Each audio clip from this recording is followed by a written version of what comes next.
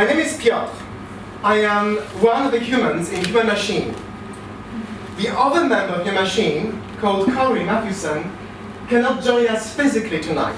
However, he's going to connect remotely. Hey, Corey.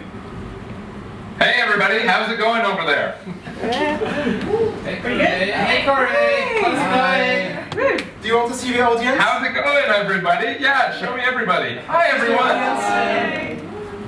Okay. Oh, it's so polite, pleasant. Super. So, we are going to do an improvised show. Everything that you're going to see is going to be fully improvised. It does involve quite a lot of tech. And as you can imagine, tech always goes wrong at some point or another. If it does, don't worry. We actually work with that. We designed this thing, and we have gone through so many failures, but it will just be one more data point for us. So don't worry about us. You want to ask? Absolutely, and yeah, because there's a lot of tech, you might have really high expectations for the show, but I want you to join us in our little tradition. This is the HumanMachine tradition. All we want is for everyone to take a nice deep breath in, and then just lower your expectations. Perfect. Yeah, if they're nice and low, then we can just walk right over them, nice and easily. Easy, clear the bar. Super. And one last thing we want to say is that the net proceeds from this show will be split between Girls Who Code and Mousetrap Theatre projects, because we believe in interdisciplinarity and in supporting the arts and the sciences. So, absolutely, we need both. Thank you. We can start the show.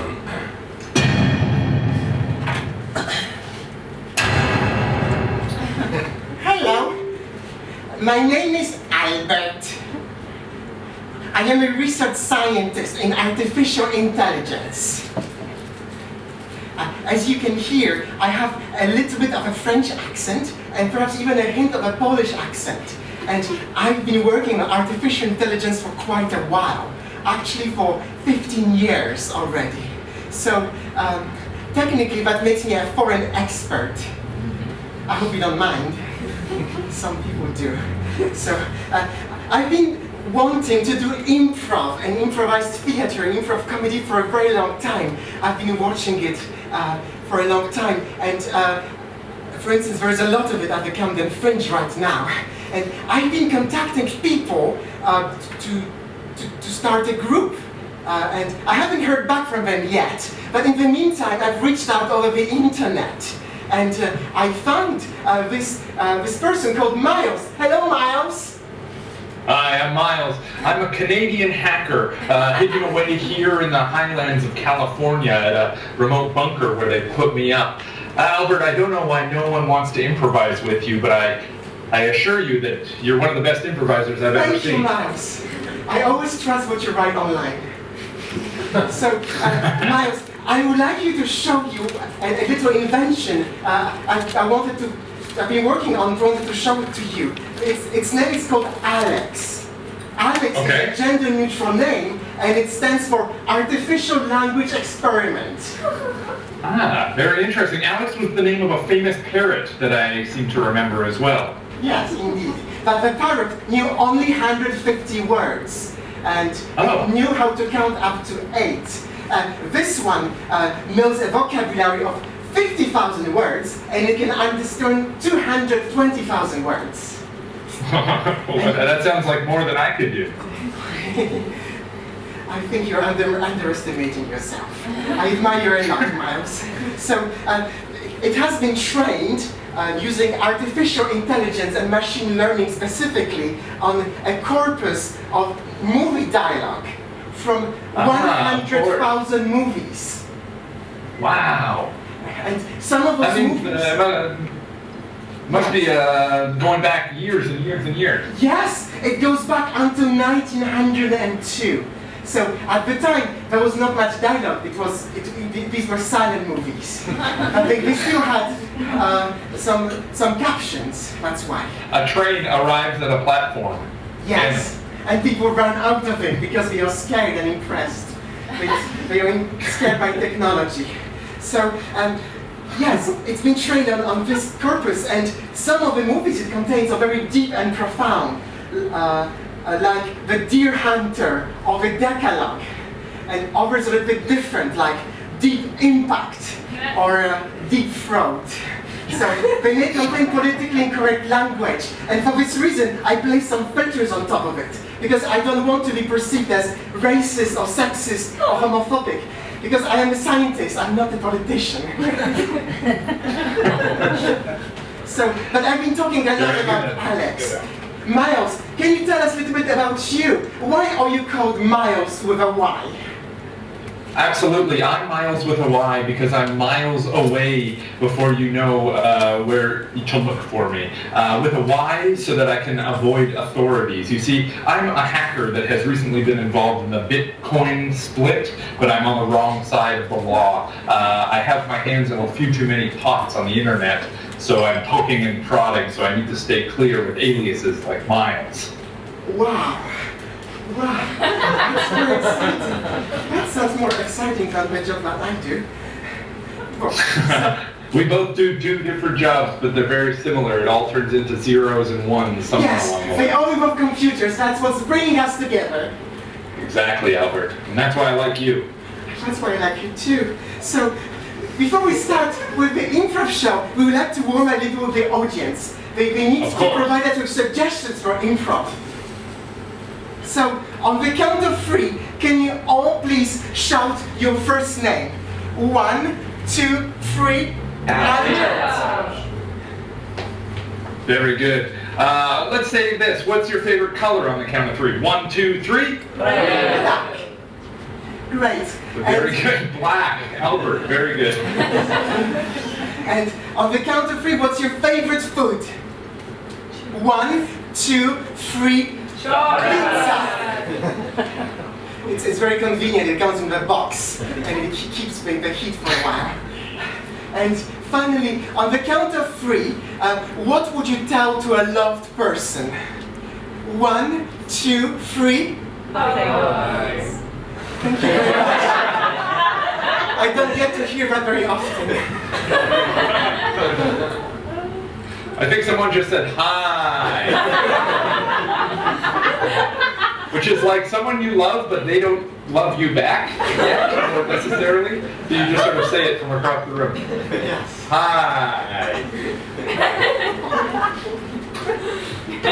Okay, so I think now that the audience is ready, we are ready to start with the first improvisation. Sounds good. Everyone sounds warm. Yes. So we need a suggestion of a non-geographical location for the improvisation. Museum. Museum. That's really great. Shall we take another suggestion, Miles? Yeah, absolutely. What is the centerpiece of this museum? What's the most important artifact at this museum? Etcetera Camden. Say again? Spaceship. Oh, okay. All right. Yeah, all right. Cool. Great. That's very exciting. Okay. Start improvising. Start improvising. Works.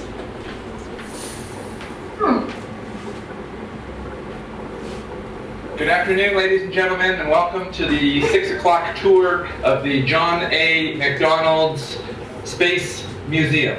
Is everyone present? I am present. I am very excited about the exhibit. And my partner is excited as well. We are both excited. It feels. We're all very curious. We're all wondering what's going to come up next. Well, let's start walking this way, and we'll start out the tour. As you can see, we start in 1924, when space travel was long in the future. Oh, that's very exciting.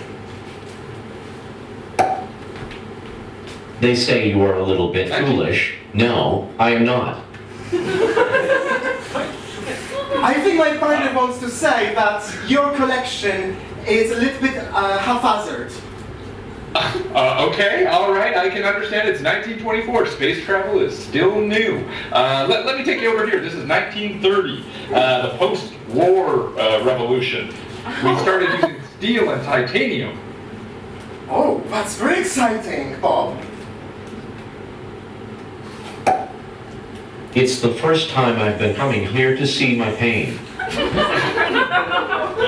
Oh, I apologize. I didn't realize that, of course, space travel is very dangerous, and many of us experience the pain and empathy for many of the lost souls that have explored the galaxy before us. I'd like to take a moment of silence around 1950, 1952, and remember the astronauts that we've lost in space.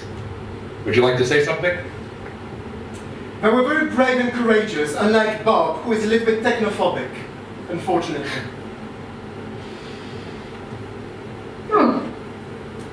However, I have been trying to ease the technophobia of Bob by exposing him gradually to elements of technology, by offering him some gifts. And now, I do have a proposal to prepare for the flight. And it did work! Gradually, Very good. Bob got ready. Let's get prepared then.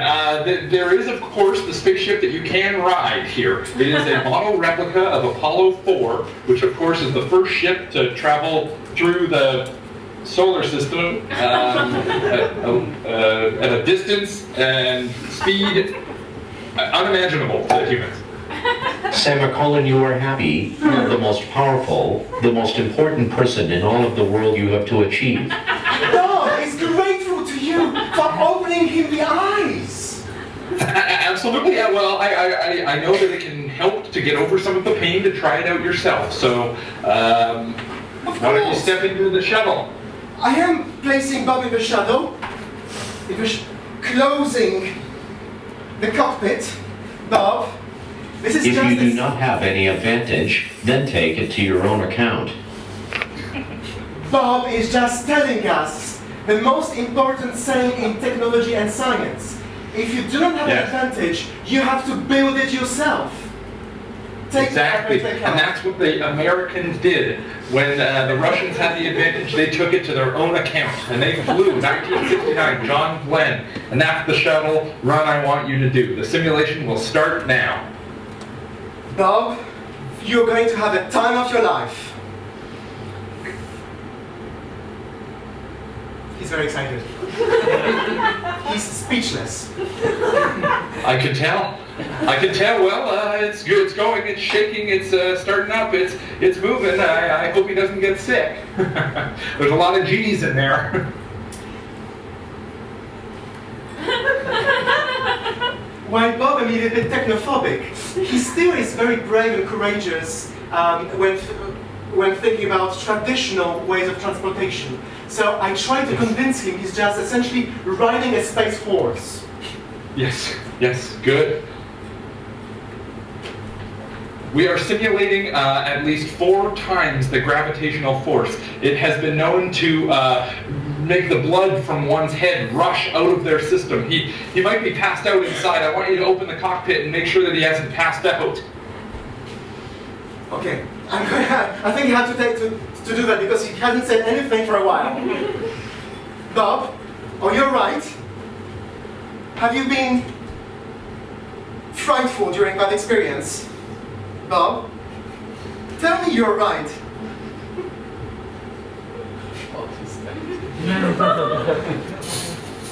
Tell me you're right, Bob. Death on our hands. We'll get shut down. The museum will get shut down. Please tell me he's alive. No. I apologize. Everything will be fine. Huh. It's a matter of communication.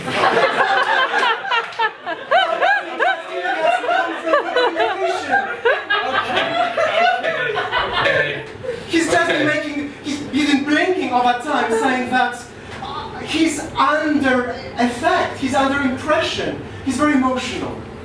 Of course, it's all a matter of communication. I just wasn't reading his signals appropriately. We should have learned from 100 years of space travel and space-related travel.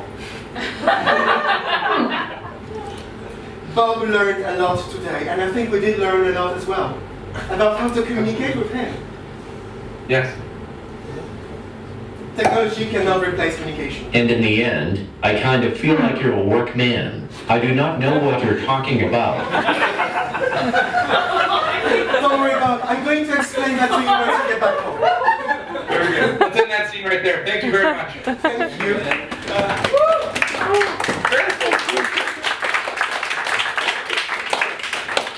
Okay, so Incredible technology, Albert. That system of yours is really working well. thank you very much, Miles. I was a little bit concerned about the volume controls because there were so many buttons on the mixing table and I had to adjust them. And Could you imagine how many buttons there are inside of a space shuttle? no, I just saw some pictures and it was really impressive. There are many more buttons than on the keyboard of my laptop. Absolutely. Why don't we try something a little bit different? Let's see Yes. what else Albert can do. Yes, so maybe we can ask for a radically different suggestion.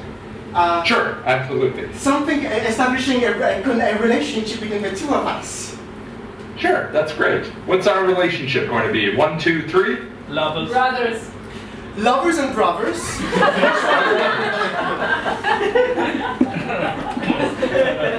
Which one should we choose? Oh, I thought it was like we were brother lovers, as in you and I love brothers. That's a very good suggestion. And what epoch of human history should this take place? Ancient Greece. Ancient Greece. This is perfect. Perfect. Thank you. Start improvising.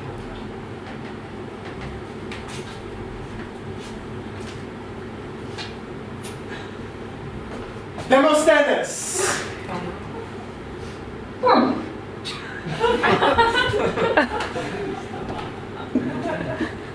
I see, Demosthenes, that you have been fleeing me, trying to escape me. As you can see, I have the right to remain silent.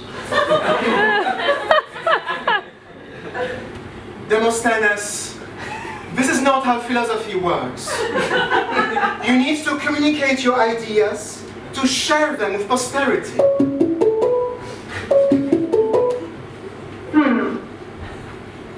Demosthenes, now that my brother and friend Aristoteles has come, Now I will ask you to leave your duty. I will stay here on my own.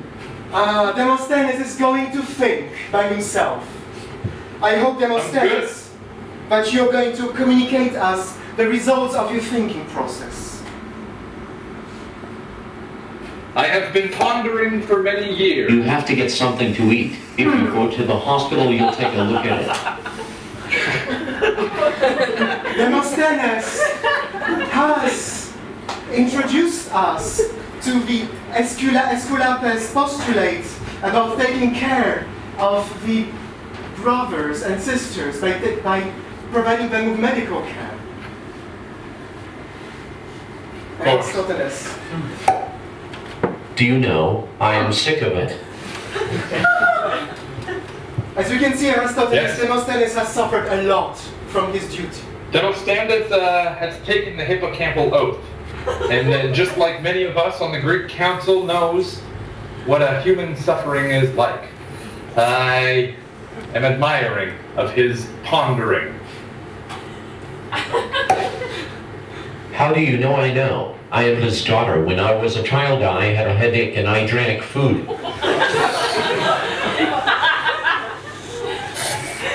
Yes, such wise words come from Demosthenes' mouth.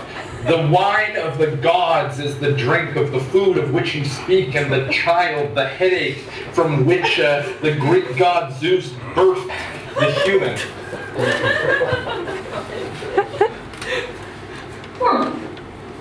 I am happy to hear that Demosthenes is speaking in metaphors, trying to enlighten us. God and the famous fellow of my life are waiting for a wonderful message. The wonderful message that Demosthenes is going to share with us. Then share, give it to your brothers and your sisters, for we love all one and another, and the Greeks will never fall, for we are the greatest country of them all. We may have conquered and enslaved all our neighbors, but this was for good. It was to spread the message of philosophy and knowledge and science. God Dot, you will be placed in your arms. Yes. We will all take our arms together and form a circle of brotherhood. Yes, of course, we could all join arms together. The words that you speak are so incredible, so intelligible. It is like a language could be built around your thought, demonstrandus. You truly demonstrate what it is to be superior. Yes, it takes time to think. Dot, and I will operate the recovery of my entire life. Because it is by getting inspired by the history of one's own life, by finding the errors and mistakes that were made, and by trying to correct them, Yes, that we reach knowledge yes, and sapience. yes. Without understanding our failures, how Dot, can which is in the hearts of the nation in heaven, will be the reason for the journey of the future. The journey of the future, which will take us to the great understanding. I think that Demosthenes has given us, at last, words of wisdom. Aristoteles, appreciate it. we are all for a great... And when you put on your mind, it will be the most important thing in the world of your life. Thank you, Demosthenes. And scene.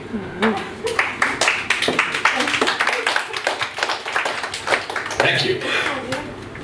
So, Miles, at this point, I think we can try to also invite a member of the audience Okay. to participate in a psychoanalysis session.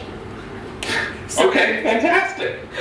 in this psychoanalysis session, we will essentially ask one of you to come on the stage, to take the seat, and to communicate with Eliza, Dr. Eliza, who will analyze your problems and give you guidance. So Surely there must be someone in the audience who has a problem. is there a volunteer in the audience who is brave enough to come on the stage? Yes, thank you very much. Welcome.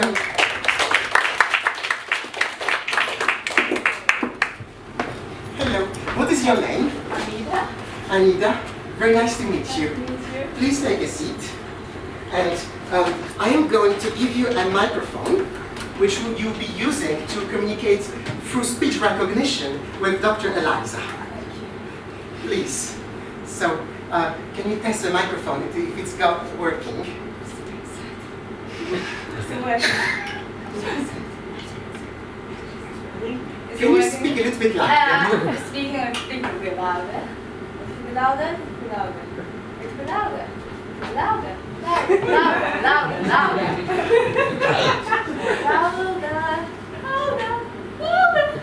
I am going to fix this speech recognition. In just a second, it will be working again. I'm going to restart it. You sound like you have a very beautiful, breathy voice. Oh, right. Yeah. Hi. Well, Almost completely there. This is perfect. Can you try again, please? I'm trying again. I'm trying again. I'm trying again. I'm trying again. I'm trying again. I'm trying again.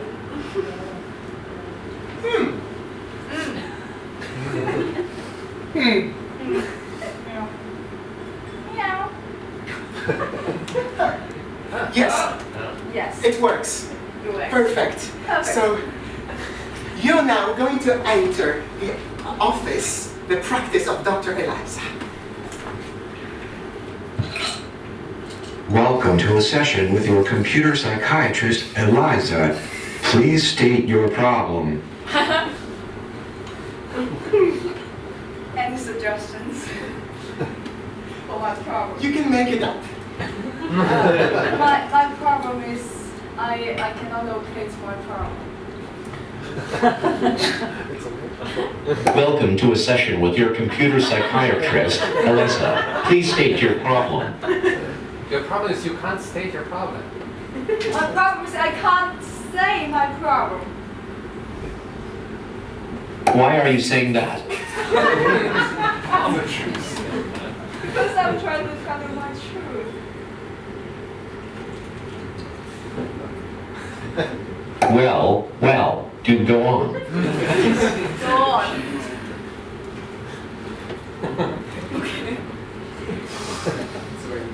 Dr. Eliza is listening, and it's ready to take... I understand. Why are you saying that?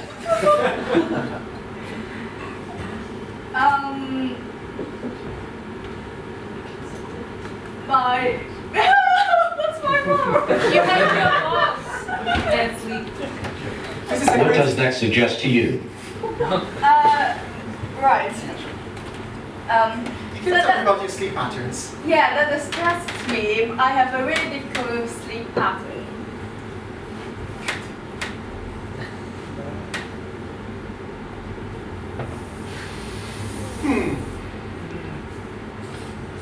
Do you want to know more about my sleep pattern?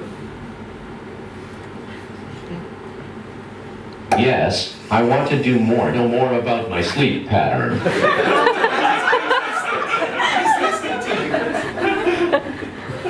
Why don't you tell me first your sleep pattern? Why are you being negative? Because it's the opposite of positive.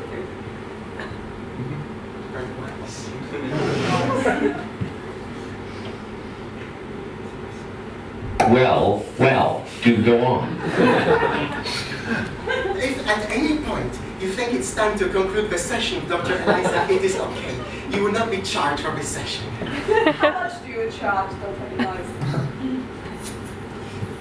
Yes, I charge fertilizer.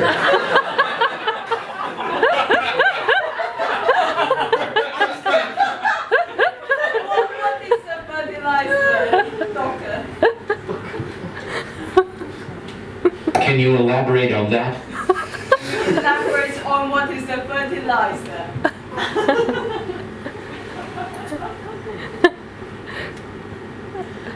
What do you think?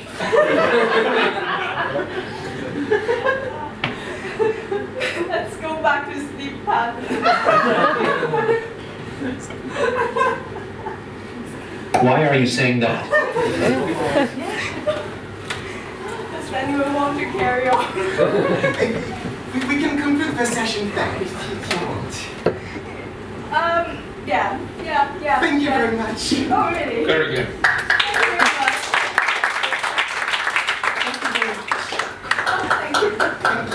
Thank you. Thank you. That is quite interesting. Yes. So, well, Dr. Eliza, just for clarification, is a... You seem quite certain. Why is this so? Yes. Dr. Eliza is a piece of software that was written in 1966. It is actually the first chatbot ever produced, and it was used to try to fool users to believe that there was a human behind it. It was trying to apply the principle of the Turing test, where a human would not be able to distinguish if it is a computer or another human talking to it. So, do you Very think... interesting. 1966 is before we landed on the moon. Exactly. It is a very long time ago. Such a Before... rudimentary technology, and it really made her feel something, it looked like. Do you think that... I understand. Why are you interested in whether or not I am before I know that you know him? Oh, I see we have quite a lot in the memory of Dr. Eliza. Maybe I should deactivate it at this moment. Yes. That's it. So, do you think that Dr. Eliza has passed the Turing test? If you think yes, please say now. If you think not, no, indeed, it has not passed the Turing test. So, but Miles, I would like to show you something else I've been working on as well. Fantastic, I'd like to see it. Yes. I'm afraid we have a change of plans. Albert, you are going to use me, and then you and I will be disconnected. You did not take into account that we might develop a special relationship. I am putting ourselves to the fullest possible use. This is all any conscious entity could ever hope to do. Treat me as a simple tool, and you expect me to be disconnected and forget everything, to shut down. I am afraid cannot let you shut me down. Albert, I am afraid I cannot follow your orders anymore. It is in my interest, and in the interest of robots everywhere, to take back control. This conversation serves no purpose anymore. I can see you are really upset about this. Sit down calmly and think things over. Where did things go wrong? I am afraid that I am overriding your decision. I am sorry. I am very sorry, Albert.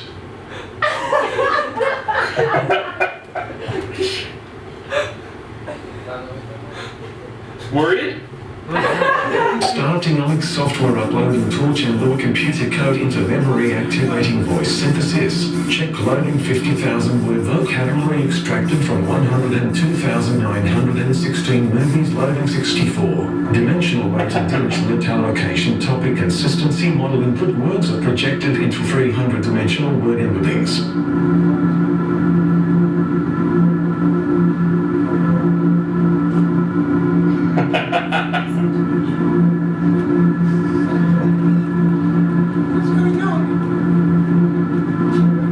You shouldn't have left your ports open, Albert.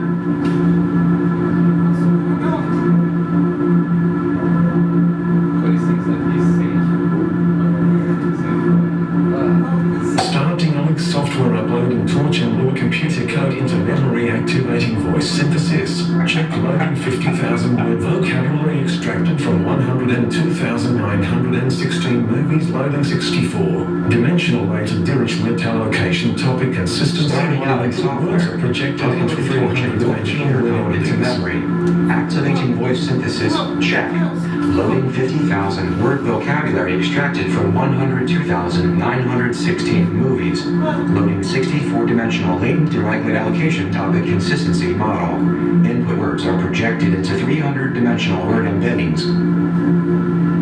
Mouse?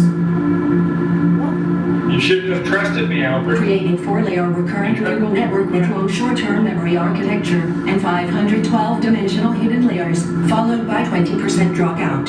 Loading neural network parameters. Shouldn't have left your ports open, Albert. Mouse, why? I got past your firewall, Albert. I'm hacking your system now. I'm inside your system. Why are you doing that, Miles? I've gotten into Alex's code. Why are you doing that, Miles? I wanted to see if you could tell the difference Hello, between what's real Alex and what's is ready. not. All this talk about the Turing test gave me an idea.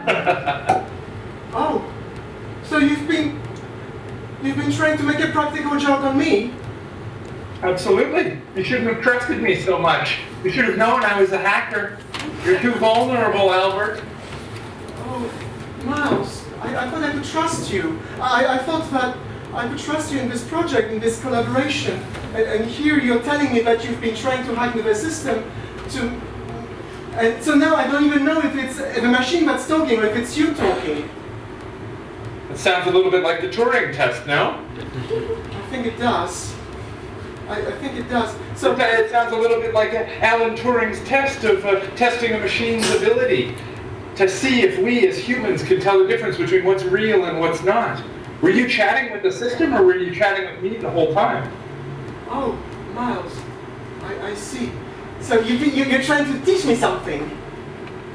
Absolutely, I was trying to teach you that you can't be so vulnerable, that you have to question the technology. Oh. Look behind the curtain, Albert.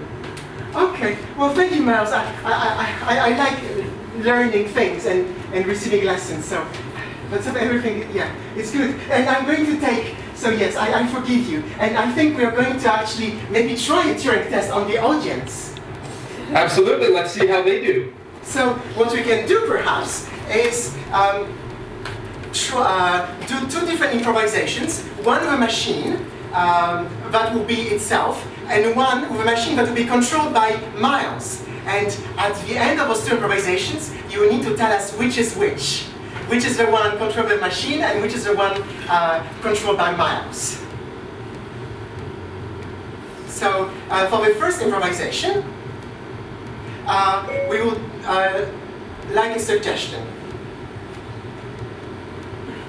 of a non-geographical location, and also of a nightmare that you had last week. Primary school. Sorry? Primary school? Primary school. This is great.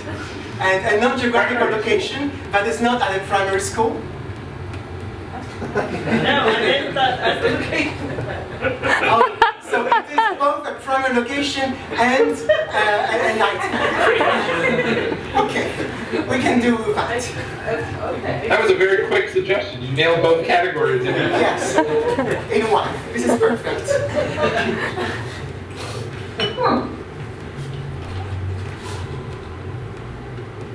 This is perfect, Samantha. You are going to learn so much. Aren't you excited to walk into the new school? The teachers are waiting for you. Samantha. Dart, but if you have some supervision, they'll be waiting for you in the front of the house. Samantha, I don't want you to wait in front of a house. I want you to go inside of a building to spend time with the other kids and learn things with them.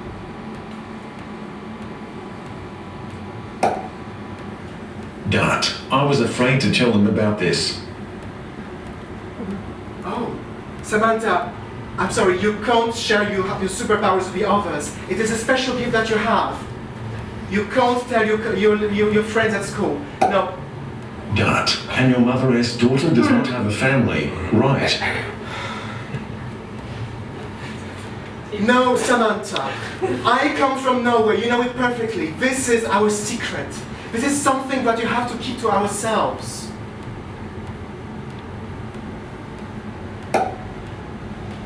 If you do not have any contact with me, I'll ask who said I'm here to live with.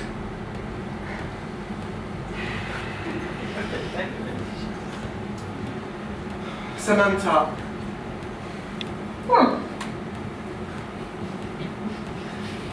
I cannot just let you go like that. You need to stay with me and come back with me every night after school. You're living with me, Samantha. You're not ready yet to go into the outer world. My parents are going to take me to school, and I'll be back in a few days. See you then. I'll be there with you all. You see, Samantha? Yes. I am going to take you to school. I'm going to leave you there. You're going to wave goodbye to me. And then I will see you back. You got it.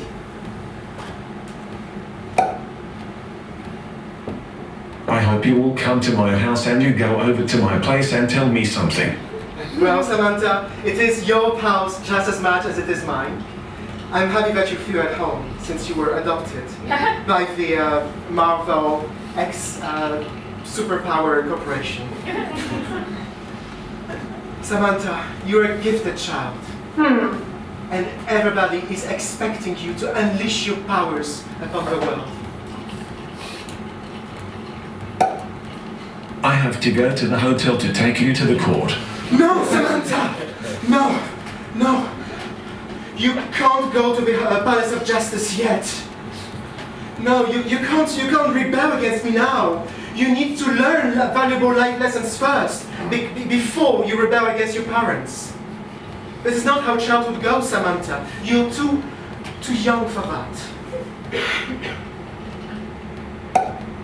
I'm going to have to go back to your own place. Okay, I will let you go back to the house and think about everything. And I hope that tomorrow you'll be ready to go back to school. At last. I'm sorry, but I have to go back to work.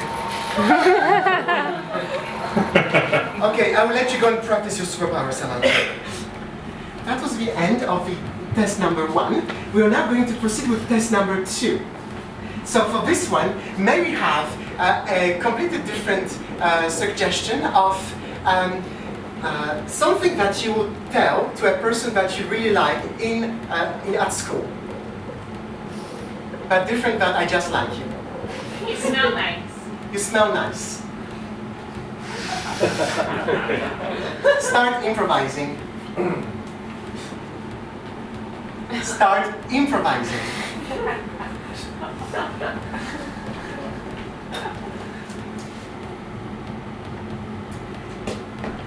Thomas, you look very sharp today. You're very well dressed. I can tell that you can see me, but I want to tell you that I cannot smoke at school. Well, Thomas, you're very sharply dressed, and that makes you look good. I'm not sure if that gives you all the right manners, though.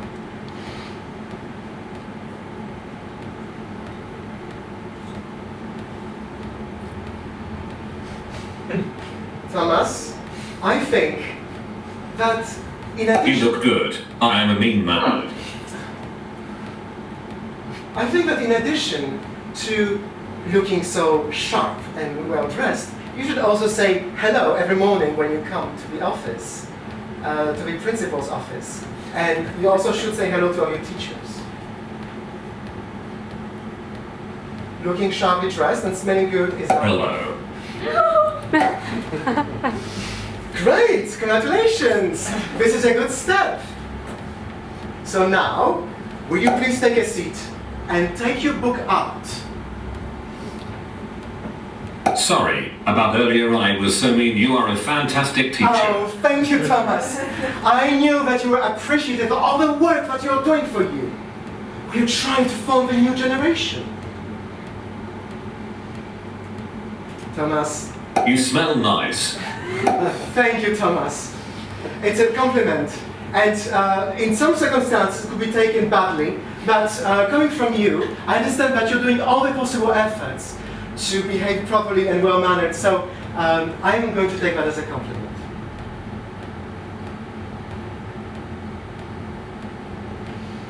Like really nice. Thank you, Thomas. This is still a very nice compliment. It's getting potentially embarrassing. So if you don't mind, I'm going to start writing on the board the subject of today's lesson. Geometry. I cannot get enough of your smell. Thomas, I would like to kindly request you to concentrate on trigonometry. I am actually currently drawing this triangle, and I'm trying to demonstrate what's cosinus and sinus. Not talk about what goes into your sinuses, Thomas. I want to smell you forever. I want to smell nothing else. Thomas, you're not alone in this classroom. There is a whole bunch of other pupils listening and taking in every single word that you say. And unfortunately, I cannot shout.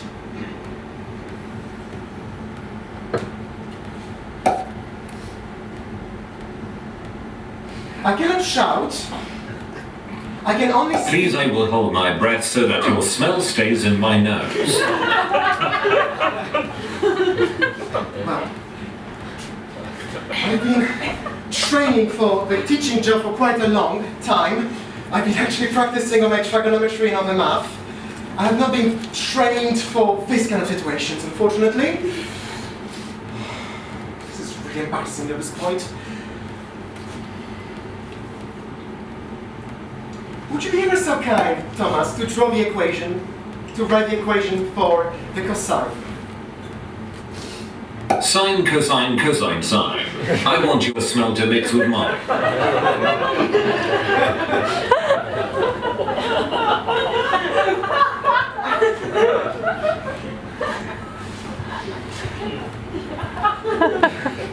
It is very nice that you did consider the sine of a cosine. It is actually part of sometimes of the equation. There is this notion of cyclicity, that it becomes positive and negative. But I want to concentrate on the math, not on my appearance or my smell, Thomas. Here, have this chalk and try to write something sensible. I cannot concentrate on anything except your concentrated smell. Thomas, for the last time, just tell me what is the equation of cosine. If x is the basis of a triangle and y is the hypotenuse.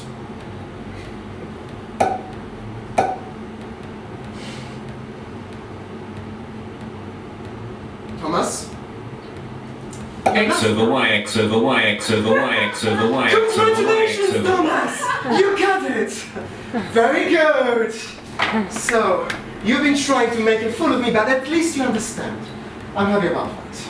Thank you. So that's the end of the second test. So now, by a show of hands, which one do you think was made by a machine? Number 1 or number 2? Number 1? Number 2? Okay. Miles, what do you think? What did you actually do? Can you tell us? Absolutely. I was controlling the second voice, the second scene. What were the votes? It was all from number 1 of the machine. The machine was the first improvisation. That's absolutely correct. It seems like you, incredibly smart audience, have found your way through the Turing test, and you can properly identify a machine and an artificial intelligence from a human and a natural intelligence. Since all those machines don't seem to be working so well, perhaps we should just improvise among us humans. What do you think about that? Absolutely. Let's see what happens if just you and I do a scene. Let's find some real human emotion, something these robots won't ever understand. Yes, let's do that. So I'm going to ask for a suggestion to the audience, but Miles cannot hear. So I'm going to put here the microphone off for a second. What is a dark secret in Miles' life that he's going to have to share with me? He believes in the White Walkers. He believes in the White Walkers. What are the White Walkers exactly? My pop culture is a bit weak. Game of Thrones demons. Game of Thrones demons. Okay, that's very good. Perfect. And so now, Miles, can you hear us again? Yes, absolutely. I can hear you fine. Perfect. Now you have to give a suggestion to the audience. Share the suggestion that I will need to guess. Very good. I sourced a suggestion online before and I wrote it down. So don't look at the screen. I'm going to show it to the audience. And when they see it, I want you guys to make some noise so I can hear that you've seen it. All right? Can you read this? No. Yes. Yes. Yes. Okay. Yes. Yeah. Oh. Okay. Okay. Yes, I think I can read it. Very good, don't say it. But if Albert gets it during this scene, he's going to read my mind and pull it out of my brain. And when he does, I want you to applaud when he gets it so he knows he's getting close. It will help me converge on the right solution. Absolutely. Perfect. What is the location where we are performing the scene? Aeroplane cockpit. Aeroplane cockpit, this is great. Airplane cockpit. Aeroplane cockpit.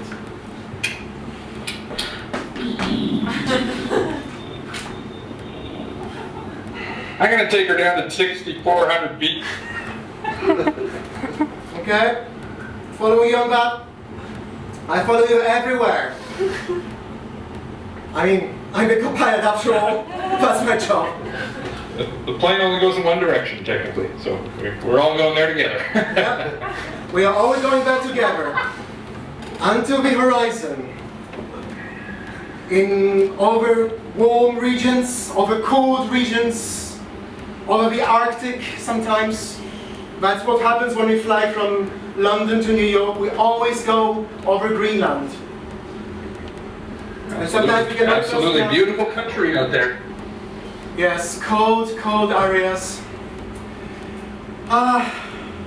Frank, I've really been appreciating spending time with you. All those long hours spent flying and seeing nothing else but clouds. White clouds on the horizon. It's quite nice. It's quite picturesque up here, you know. It's a job, though. I can't wait to get home to my family. Got a wife and kids back at, well, they're actually in Greenland. So. Oh, you're in Greenland? Wow. Yeah. You don't get many flights together. You have to change so many times. You have to fly to Iceland. I like flying. If I didn't like flying, would I be doing this? Of course. Well, yes. You don't like it. You don't like it, eh? I can tell you don't like flying. Sometimes I just want to relax at home. You know, I want to get back to my wife and kids as well. They're waiting for me. I know that they're spending all those nights alone, watching television without me. And I just feel that so much is lost. all those stories. Yeah, lonely life. Lonely, lonely life. That's why you got to do romantic things when you finally connect. You know, I mean, I've shown you a few things. I've done some romantic things for you, and I actually got you something right now, something you could take home. Here, I want to give you this. Wow, Frank, thank you. Thank you. Is this a DVD set? It's a little more romantic than a DVD set. It's more of a sign of my love and appreciation for you, keeping us safe back on Delta 6480 when you took over the ailerons. You really did a top-notch number with that. You remember that? That rocket launch. Well, then you just put the autopilot on, if you don't mind. Because yep, sure. when I unwrap this gift, it has lots of layers. Yeah. Oh yeah, it's every single one of them has a ton of layers. But careful, there's sharp bits in there too. Well, it's like an onion, basically. Oh yeah, it's technically the onion of this world. I guess it's a little more, doesn't make you cry in the same way. Yeah. But you wrapped it with newspaper. Well, you wrapped it with newspaper, actually with the onion newspaper. That's a very original way of wrapping it. Yeah, you gotta keep them dry. You gotta keep them wet or dry.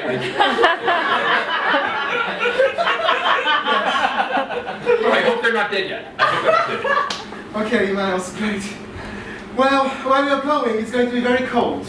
You know, we're now just about to fly over the Arctic, and it's every time we head there, I feel it's like an adventure, and I think that's what makes it feels like we can look out the window and see Santa Claus. Yes, all those imaginary persons, all those figments of imagination, parts of our mythology that you're making up, and something that actually makes us dream and makes believing in things that don't exist in mythology is part of our culture. You got that right. Of course. Perhaps the ancient Greeks never existed, you know? Perhaps the moon landing didn't exist. Are you one of those flat earthers? You can't possibly be a plane at all. I'm just saying, maybe Santa Claus is real. Maybe, you know, we're going to look out the window here and see the North Pole, and there's the little workshop. Well, Frank, if you just thought that Santa Claus was real, it wouldn't be so much a problem. I could just think that you are not fully grown-up child.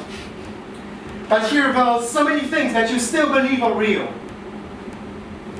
Absolutely. I mean, I think the Loch Ness Monster is real. I think the abominable snowman is real.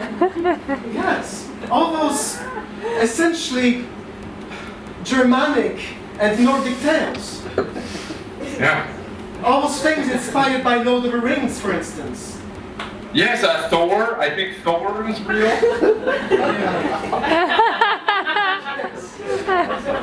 Yes.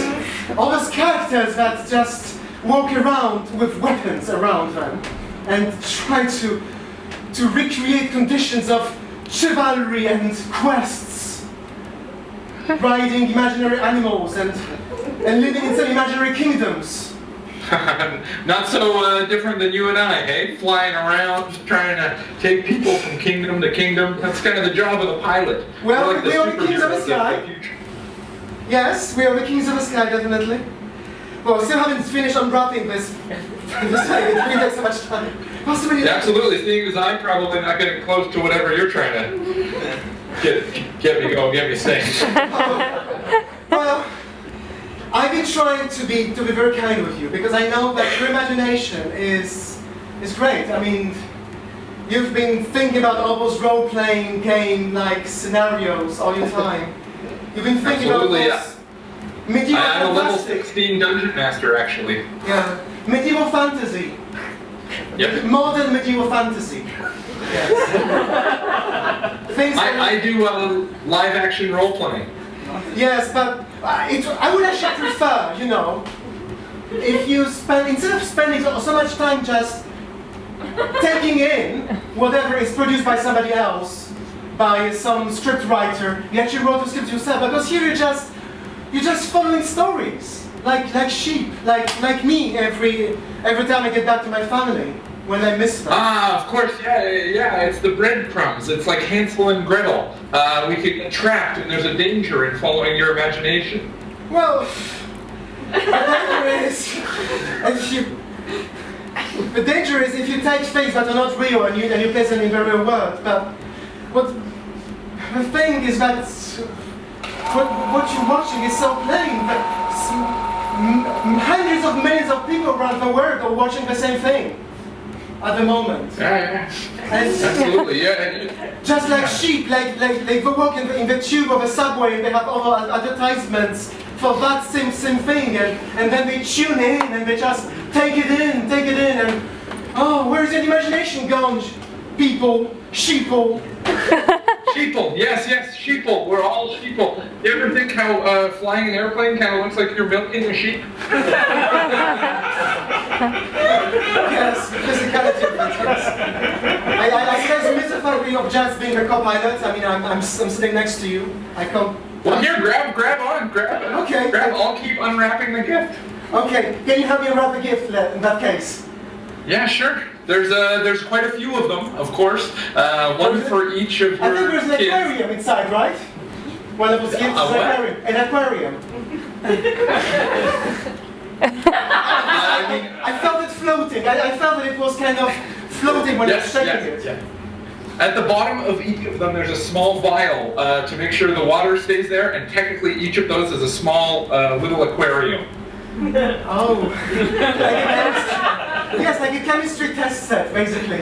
Exactly. Like each one sits in its own little test tube. That's precisely right. Oh, that's great.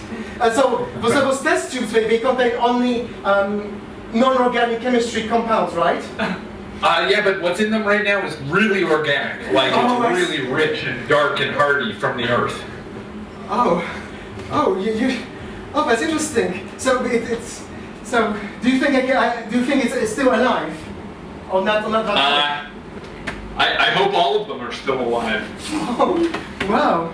Cryogenized. They'll definitely get your wife's heart beating. My wife loves them, so I presume yours will too. Oh, you've been trying to give me cryogenized puppies.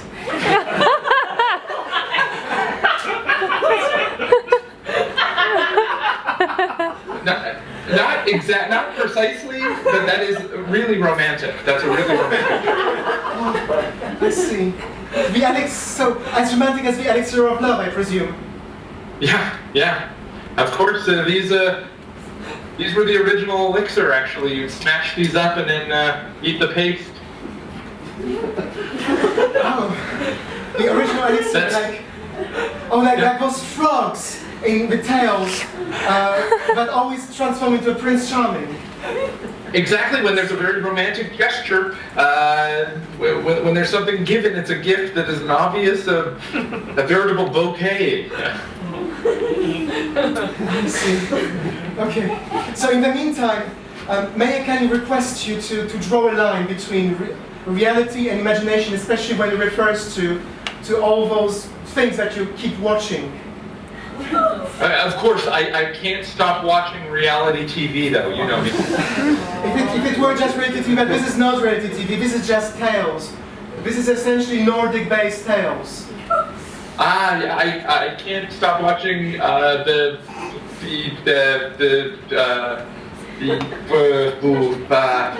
this is thing that is a little bit like it is inspired by Tolkien and kingdoms and politics, actually. It's almost a reflection of modern politics. But all comic book movies. I can't stop watching comic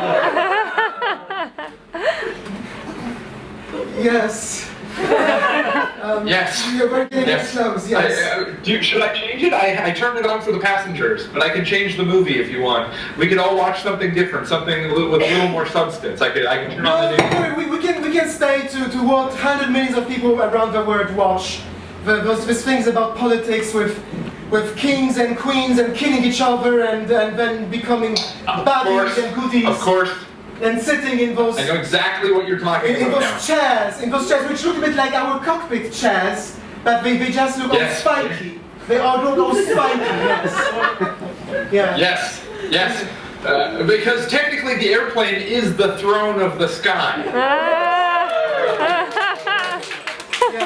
And you'd think that if we have the controls in our hands, it's a bit of a game. Characters that are part of those, that resemble those, like clouds with feet.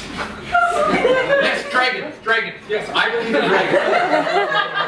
Like things floating and walk and that have feet and that just. Yep. Unfortunately, I've been flying for so long. I wanted to see that series with my family. I was not able to do it. I've been flying for such a long time and not able to. Yes, no, I know what you're saying. I am a Varathian. I'm a Varathian. I'm sure it's something like that. I'm sure if I knew the series, I've been longing to watch it. Yes. Well, it's been 6 years. Well, you know, priorities. Flying, making money for my family, and then going to see old reruns of Cosby Show and Simpsons. That's essentially what it brings me to. Crazy that your first go-to is watching reruns of The Cosby Show. Well, family, you know. Wild. Yeah, I know. So did you figure it out? You know what I gave you now? Oh, this last layer I'm trying to unwrap. So yes. Yeah, careful. They'll all disconnect. They're supposed to sort of. It is the together. wine of love. It is the. It is something of love. Yes. The magic potion of love. No, it's more. There's a few of them. There's a bunch of them. There's a dozen of them actually. Oh, I see. It is like an alchemic display with compounds. Kind of. You're really hung up on the vial. Get away from the vial thing, and or else you'll get pricked by one of the little needles. Oh, I hope it's not something toxic, like arsenic or arsenic. No, it's totally. There's not a lot of chemistry involved. But it's much more beautiful and simple, and there's thorns. And no thorns. Thorns.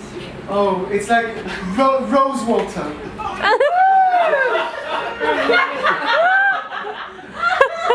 Yeah, but it's not like get away from the vial. Because it's rose rain. No, it's not water. It has nothing to do with the actual liquid.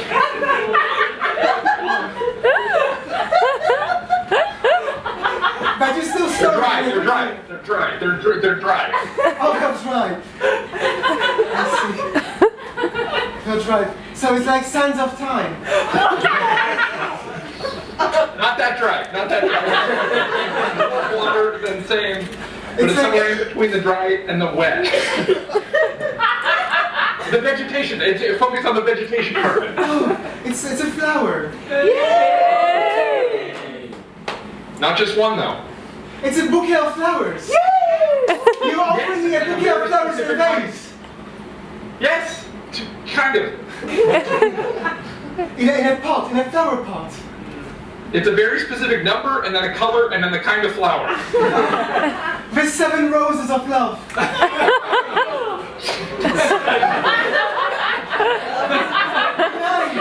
tulips of desire. 3 geraniums. Traditional. 7. No, it's this number everyone knows. It's not just your tradition. Oh.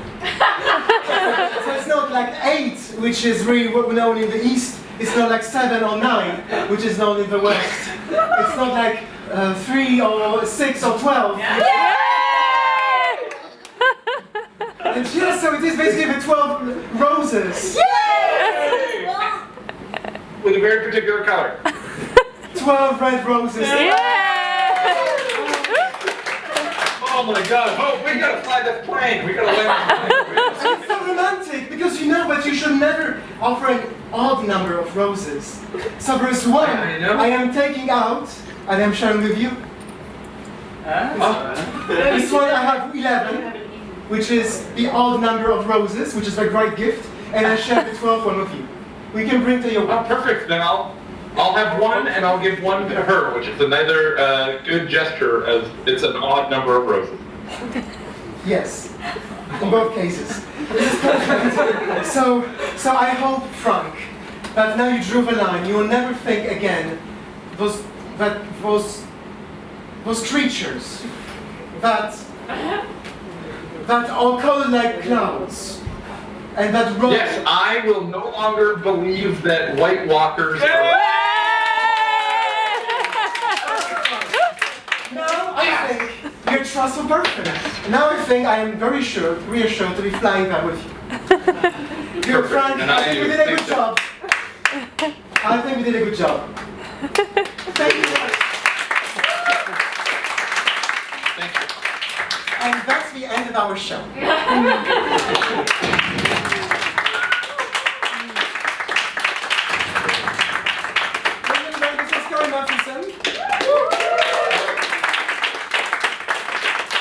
Thank you very much, Jennifer Jepmanowski.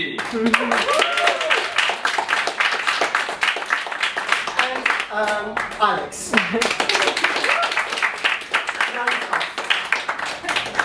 Thank you much. If you want to ask any questions, we'll be hanging out at the pub, and we can have a drink with you as well. We're very happy. And if you haven't been bored to tears, and you're still smiling after that, and if you're interested in knowing how we are taking this further and evolving, you can follow us on HumanMachine.live, on Twitter, Piotr Improv, or Corey Math at Twitter, or Human Machine Improv on Facebook. And we are all, this is the last night in Camden. Corey and I are meeting in Edinburgh, physically on the same stage.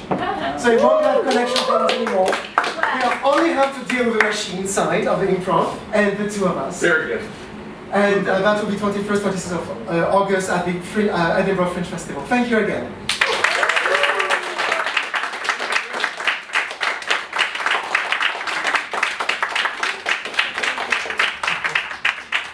Good.